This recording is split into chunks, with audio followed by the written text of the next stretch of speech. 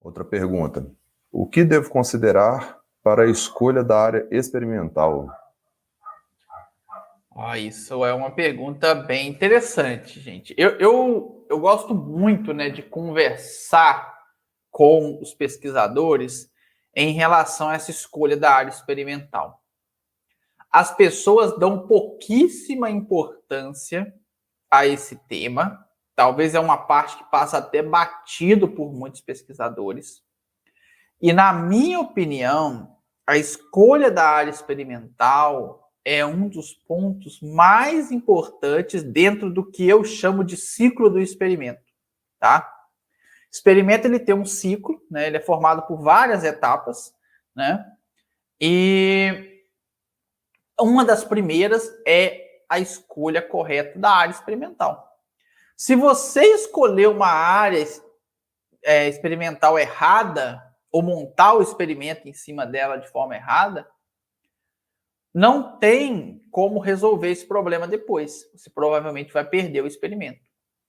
Eu brinco muito, né, que estatística ou análise de dados, né, não resolve experimento ruim. Experimento ruim, ele é ruim, gente. Não tem milagre a ser feito, né? As pessoas muitas das vezes esperam um milagre. Ah, Léo, eu tenho esses dados aqui, fiz experimento mais ou menos e agora eu quero que resolve com análise de dados. Isso não vai acontecer. Ou pelo menos não era para acontecer. Porque se está acontecendo, é porque está havendo manipulação de dados. E isso é eticamente erradíssimo, ok? Porque nós, como profissionais, temos que ter uma ética muito grande. Bom, o que considerar para a escolha da área experimental? Vou falar de experimento de campo, ok? Então, para vocês aí da área de ciências agrárias, ciências biológicas, quem monta experimento de campo? Bom, primeira coisa que você tem que olhar é a fertilidade do solo, gente. Se você vai montar um experimento pequeno, talvez isso não seja tão preocupante, porque ali o solo vai estar bem homogêneo. Mas se o seu experimento é grande, e o que eu chamo de experimento grande? Experimentos acima de 10 hectares, tá? Mais do que 10 hectares eu já considero um experimento grande. Você tem que realizar análise de solo em diferentes pontos. Gente, não é fazer amostragem e uma única análise no experimento. É realizar análise de solo em diferentes pontos para verificar se existe diferença de fertilidade dentro daquele solo, tá? Porque se tiver diferença de fertilidade, você tem que montar um bloco em cada nível de fertilidade, para você já retirar da sua análise esse efeito de solo, né? Esse efeito de algum nutriente, né, que pode acontecer. Então esse é um ponto crucial que ninguém leva em consideração. Ninguém não, algumas pessoas levam. Outro ponto importante no experimento de campo, irrigação, gente. Irrigação é algo que as pessoas negligenciam completamente. E eu não estou falando do experimento ser irrigado ou não, gente. Eu estou falando que quando o experimento é irrigado, como que o aspersor funciona? Em círculo, tá?